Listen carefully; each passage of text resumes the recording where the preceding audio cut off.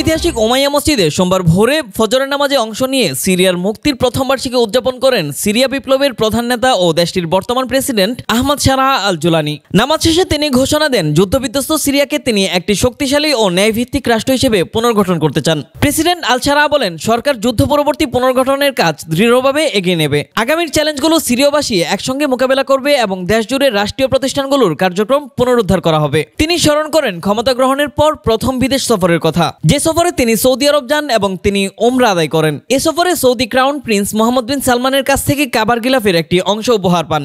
আহমদ শারাহ জানান, এই কাপড়ের টুকরো উমাইয়া মসজিদে সংরক্ষণ করা হয়েছে, যা সৌদি আরব ও সিরিয়ার সম্পর্কের প্রতীক হিসেবে রাখা হয়েছে। তিনি দামেস্কে বিজয়ী হয়ে প্রবেশ করা যোদ্ধাদের ত্যাগ ও বীরত্বের প্রশংসা করেন। আল শারাহ বলেন, এই বিজয়কে রক্ষা করা এবং এর ভিত্তিতে অগ্রসর হওয়াই এখন সমস্ত সিরিয়াবাসীর সামনে সবচেয়ে বড় দায়িত্ব। মুক্তির এই অর্জিত সব সাফল্য ধরে রাখা এটিও সরকার ও জনগণের যৌথ দায়িত্ব বলে তিনি উল্লেখ করেন। সিরিয়া বিপ্লবের এই প্রধান নেতা বলেন, পুনর্গঠনের কাজ উত্তর থেকে দক্ষিণ, পূর্ব থেকে পশ্চিম পুরো দেশ জুড়ে বিস্তৃত হবে। নতুন প্রশাসন এমন সব প্রতিষ্ঠান গড়ে তুলতে চায় যা ন্যায় বিচার নিশ্চিত করবে এবং দুর্বল জনগোষ্ঠীকে সহায়তা দেবে। বক্তব্যের শেষে তিনি জাতীয় ঐক্য ও স্থিতিশীলতার আহ্বান জানান।